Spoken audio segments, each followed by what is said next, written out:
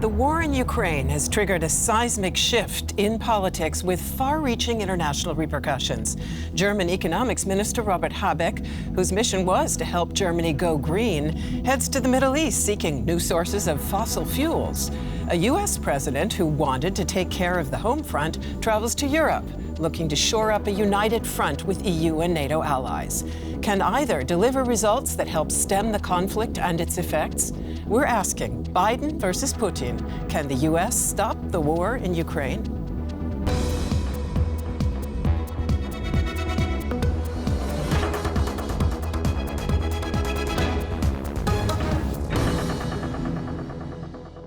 Welcome to the Point. It is a great pleasure to greet our guests. Soraya Sarhaddi Nelson is talk show host at the Common Ground Berlin podcast and former correspondent for the U.S. broadcaster NPR.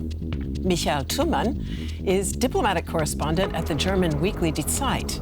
And it's a great pleasure to welcome back to the show my colleague Roman Goncharenko. He is a Ukrainian by birth and works with DW's Russian language service in Bonn. And I'd like to begin, if I may, with you, Soraya. Following the Trump presidency and the disastrous U.S. exit from Afghanistan, many people doubted whether there was still any will on the part of the U.S. to lead. Is that different now? Would you say that U.S. President Biden is right when he says the U.S. is back? Well, the U.S. may be back, or at least the will, but he certainly is not benefiting in the numbers or in the polls in terms of the support that he's getting from the American public. I mean, I think there's still a lot of doubt about whether he can manage this crisis. I mean, and that is what the Americans are saying. And the fact that he's having that kind of difficulty in the U.S. sort of begs the question, what's it going to be like in Europe over these next days as he's meeting with leaders here? And Michelle, as diplomatic correspondent, how would you describe Biden's mission on this trip to Europe? What can he accomplish and what does he need to accomplish? Well, I think he needs to come up with a response together with the Europeans, and that is the challenge, with a response to the ever more brutal war going on in Ukraine and a response also to possible war crimes, to the expulsion of whole parts of big cities in Ukraine. And of course, they will have to deal also with the very latest challenges for European unity and American unity as far as gas and oil deliveries are concerned. So holding the whole club together, that will be the main challenge over the next 48 hours. In fact, we've seen a remarkable degree of Western unity. Do you think that is now waning? Well, I don't see it yet, because we have, of course, peculiarities like Viktor Orban, Prime Minister of Hungary, who always begs to be a bit different. But then we see finally when it comes down to the final vote, he falls in line. And so I don't see the unity crumbling yet, but it might come further down the road. Roman, and excuse me, I mispronounced your last name when I introduced you, but let me ask you this. Many observers have said from the beginning that this conflict is really about Russia versus the U.S. Would you say that that is right? And if so, what could Biden actually do to change Russia's calculus? Well, I would disagree. I think it's a conflict between Russia and the West. The West as a civilization, and the West as a system, political system, and economic system. And this is how Russia has been seeing this conflict for years and years. So it's not actually new. The West refused to see it like that. The West has been looking at it as a conflict between Russia and Ukraine, which is just a battlefield. And I think, to your question, how could the U.S. Maybe stop it? I think looking back some weeks, maybe months prior to this conflict, we've seen how the U.S. administration reacted differently. They disclosed the information that they had about this plan of this war. this was new, and this allowed the US and its allies, UK and some other NATO countries, to supply Ukraine with weapons. And that was very, very important for Ukraine, because it's those weapons that Ukraine received in the couple of weeks before the war from the West that enabled Ukraine to stand firm. Without those weapons, I'm sure Russia would have seized a much bigger territory of Ukraine by now. So I think the path for the coming days and weeks is to continue in that direction. And I want to more weapons for Ukraine. Exactly, and I want to pick up on that point in just a moment. It's become commonplace to say that Vladimir Putin underestimated the West, but the reverse is also true. Long is the list of political leaders who clung to the belief that Putin would act rationally and avoid dragging Russia and Ukraine into a ruinous war. And Joe Biden was amongst them. When U.S. President Joe Biden and Vladimir Putin shook hands in Geneva last June, the Russian president had already started massing his troops on the border with eastern Ukraine. Putin's words from back then now sound like mockery. The leaders of two countries, of two main nuclear powers, are meeting to make the world safe, stable, and prosperous. A home for all the people on our planet. 8 months later, Putin invaded Ukraine, and Biden responded with sanctions. Putin is the aggressor. Putin chose this war. And now he and his country will bear the consequences. The West wants to divide our society by speculating on military losses, on the socio-economic consequences of sanctions. And it is using its fifth column to achieve a goal. The goal is to destroy Russia. Oh, I think he is a war criminal. Has the war in Ukraine irreparably destroyed Biden and Putin's relationship? And let me pass that question straight on to Soraya with the additional question. Do personal relationships actually matter? It's often been said that Barack Obama made an enormous mistake vis-a-vis Putin when he referred to Russia, for example, as a regional power. But do you think it matters, these words that are tossed around, killer, war criminal, and so on? Well, I think it definitely matters. Certainly it matters for Vladimir Putin. He's in a very bad spot right now at this stage. I mean, I think he's surprised or shocked, as perhaps we are, with what's been happening in Ukraine, the fact that there's been so much pushback, and he has no choice. And I don't think he would I don't think he's going to trust Joe Biden again. And I don't see how Joe Biden changes his tone or tune either. I mean, it is interesting in the United States that the Republicans are now slowly starting to be very vehemently anti-Putin, and they're starting to say things. But the question becomes, again, if this war does end and somehow Putin remains in power, what is that relationship going to be like post this? I don't know how they come back from this. I think it's as ruinous as the ground in Ukraine. The thing is, though, Donald Trump idolized Vladimir Putin. He has a weakness, as we know, for strong men. But that didn't change anything, did it? The fact that he showed Putin respect? Well, it didn't, except that a lot of the situation that we're seeing now is a result of the U.S. not taking this seriously and Europeans not taking this seriously. I mean, it's not just Trump. We can go back to the SPD in Germany and look at the relationship of various leaders, including former Chancellor Gerhard Schröder, and what impact that's had. I mean, Russia's had a long time to get to this point to be able to launch this invasion. Michal, weigh in on the same point, if you would. As Soraya just mentioned, we've also seen a lot of German leaders trying to cultivate dialogue with Putin, including the current Chancellor, Olaf Scholz. Did any of that help to moderate his actions? No, it did not. This policy has clearly failed, and I think it's striking to see how right after 2014, which was basically everybody's talking about a wake-up call right now. I think we have the catastrophe unfolding before our eyes, but the wake-up call was definitely in 2014, but they didn't draw the right conclusions, and it happened right after 2014 and 15.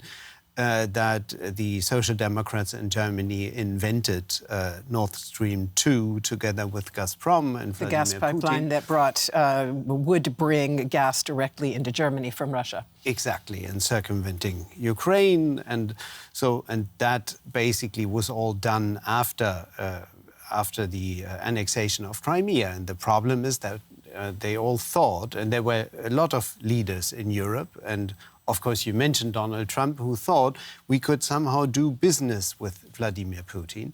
But what we did not see, and what they did not see, was the steady incremental radicalization of Putin's nationalism, which he had adopted in 2011-12 as an ideology to keep Russia under control.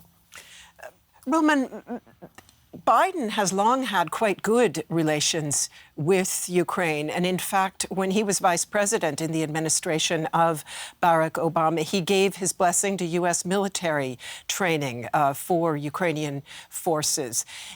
Has that made a difference? Is that one reason why we're seeing those forces really able to hold off or even push back the Russians?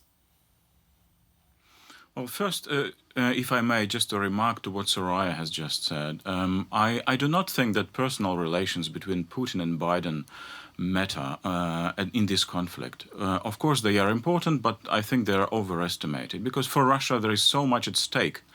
As I've said, Russia sees itself in a almost biblical struggle with the West. So they would have invaded Ukraine no matter what the name of the US president is. Just to remind you, Obama was very soft on Putin. 2009, the reset policy after the war in Georgia. So Obama was very respectful to Putin. It didn't stop the Russian president from planning this war, and I'm sure this war has been planned for many, many years. So coming back to your question about Biden and Ukraine, yes, he has a special relation to Ukraine. He's the first U.S. president who knows Ukraine very well as a vice president during the Obama years. And he was supporting Ukraine militarily for the past years, but it was the Trump administration that actually started to arm Ukraine in 2018. We have to remember that. Thank you very much. Soraya, during the troop buildup in January and February, and we heard this mentioned earlier, Biden repeatedly warned that the U.S. did believe a full-scale invasion was in the offing. And in fact, they provided intelligence information on that. At the same time, President Biden made it clear that there would be no U.S. boots on the ground and no U.S. planes in the air. Was he right to rule that out so firmly in advance? And is the U.S., do you think, doing enough to support Ukraine now? Well, I think it's a very dangerous dance on a tightrope that President Biden, that NATO, that the West is having to do here. I mean, I think it was the correct thing to do because I agree to disagree with Roman, but I do think that that basically the landscape was set for, by the softness of Western actions for Putin to do what he did. I mean, I don't think he would have invaded no matter what.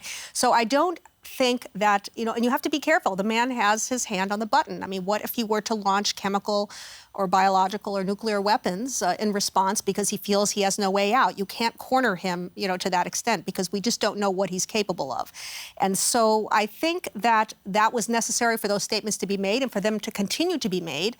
It's a very fine line as to how much support we can give, but I think we have seen a ratcheting up and we have seen the U.S. starting to deliver more. But they just have to be very careful not to cross that line. And I think it's really difficult for President Biden to walk that line and to continue to walk that line. Let me ask you, Michael, about that line. We're hearing, some people would say, rather hair-splitting discussions, both in the U.S. and here, about offensive versus defensive weapons and whether they could be delivered to Ukraine, about whether particular types of weapons and systems would be considered a provocation or whether they, in fact, would be a legitimate form of support.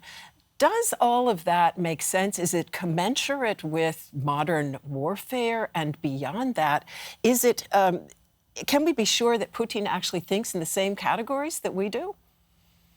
Well, he openly said that he sees the Western arms deliveries to Ukraine as a kind of intervention.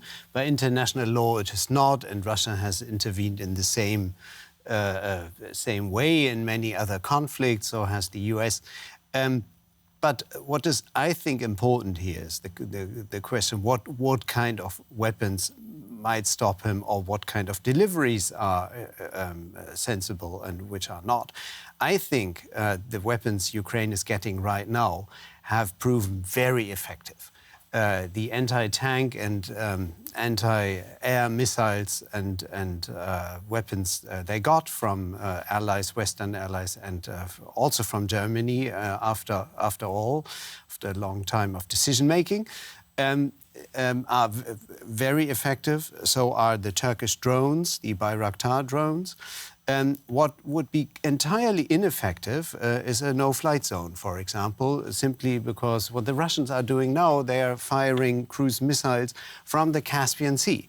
They are firing from inside Russia. They can actually do the same as the US is doing over many hundreds of kilometers. So a no-flight zone, if you extend it to Ukraine, you have to extend it actually over great parts of Russia. If you don't do it, it's ineffective. And so if you're not ready to do that, then don't start with it. Roman, the war is currently at a stalemate. In fact, there's more and more talk of a potential victory for Ukraine. What does that mean for negotiations to resolve the conflict? And do you think there is a role in talks for President Biden? Of course there is. I wouldn't say that we can talk of Ukrainian victory at this moment. It's too early. And Russia is definitely waging a long-term war, so it will continue for months, I think, at least. And of course there is a role for the US, for the Biden administration. Ukraine has been asking, since we have no Normandy format anymore, we don't have the Minsk agreement about the eastern Ukraine, these formats are dead. Since Russia has invaded Ukraine. So we will have to establish a new format. So far we have seen direct talks between Russia and Ukraine, but I think when we come closer to a real solution of the problem, a ceasefire and an agreement, then there will be, of course, a place for the US at the table. Even more, I think, without the US, no agreement can be reached. Are we seeing any progress in any of these other diplomatic channels, whether it's the talks in Belarus, the talks that have been held in Turkey? Do you really see any signs of true progress? No, not at all. I'm very pessimistic about those talks. It's important that they talk. One thing that can come out of it are the humanitarian corridors, the so-called corridors, which actually do not work so far as they should be, but there are some, and people's lives are saved. So we should continue in that direction. But as far as a ceasefire is concerned, I think Russia has no interest at all to stop fighting, to stop at this moment. Russia is getting ready for a longer war, and Ukraine is desperately trying to negotiate a ceasefire, but I think the chances are very little. Michal, weigh in on the same question, if you would, please. Do you think that Biden could open a channel potentially directly to President Putin? Putin has so far refused to negotiate directly with the Ukrainian President Zelensky.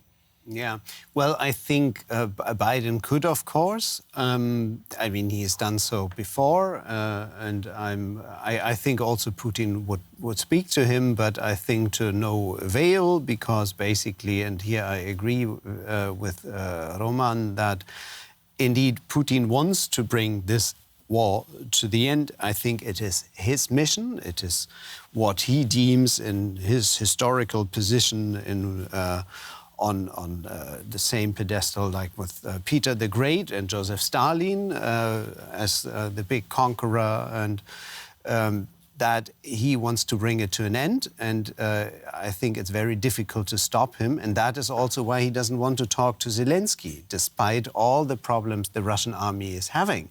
And they could definitely need a breathing some breathing space now, but Putin is not willing to give it because simply he wants to, his personal popularity, his position in history in Russia is dependent on a successful end of this war from his point of view. Soraya, let's come back to the question of Biden's mission, both in shoring up Western unity and also pushing back harder against Putin. The U.S. recently stopped its imports of Russian oil. Would you be expecting President Biden to be putting pressure on EU and NATO allies now to do the same? I don't think he's going to push. I mean, I think what he's going to understand is more beneficial is to try and find alternatives and to help Europe's overcome their dependency on, or European countries overcome their dependency on Russian oil and gas. You can't just send the economies of your Western allies into a tailspin, which is what's basically going to happen if you just shut everything down. And so I think that his people have talked about this as he was boarding planes. You know, I think that there is going to be some attempt to try and address the shortage that is going to ensue from moving away from Russian oil and gas. And so I think that's his mission. But I also think this is a really important time for him to sort of basically make NATO more of a European function. You know, he should maybe be talking to them about making having a European commander for the or for the forces within NATO, and also basically reinforcing the idea of a European defense fund, that sort of thing. I mean, he has to show that kind of support. I think that is going to work more effectively than strong arming, because the U.S. has lost so much credibility, not just because of Trump, but even during Obama's time. And I don't think that you come in and you strong arm again, that's really going to basically get the Europeans to do anything, frankly, at this stage. Let's talk about energy, because, in fact, the conflict in Ukraine is concentrating minds when it comes to energy independence. Overall, the EU depends on Russia for around 40% of the natural gas that warms homes and fuels power stations. Weaning economies off those imports has become an urgent, albeit uncomfortable, mission for politicians like Germany's Economics and Climate Minister Robert Habeck. He is a Green Party politician dedicated to decarbonization, but he wound up rushing off to the Middle East to negotiate the purchase of liquefied natural gas as a substitute for Russian imports. One slight consolation, his new partner's interest in also supplying green hydrogen, which eventually could replace fossil fuels.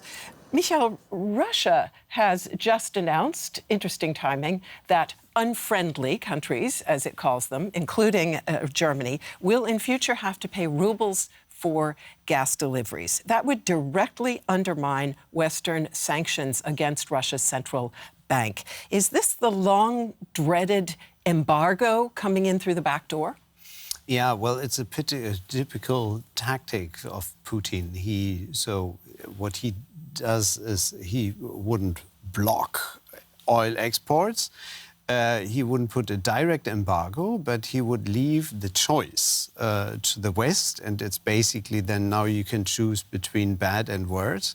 And it's your self-inflicted wounds you're facing there. Basically, what it means to pay in rubles is, yes, it's undermining the sanctions. Western countries would have to buy rubles from the Russian central bank, which is under sanctions. Do you think they do it, or is that the point at which they say, OK, we're ready to forego? I don't think they will do it, because basically this would then, what we talked about before, this would then actually be the final crack the big crack in the Western unity. And I think also the German government would not. I'd be very surprised if they bought rubles all of a sudden. And this is what Putin wants to, this is basically the choice Putin presents to them, that you have to submit and buy rubles in order to get oil and gas.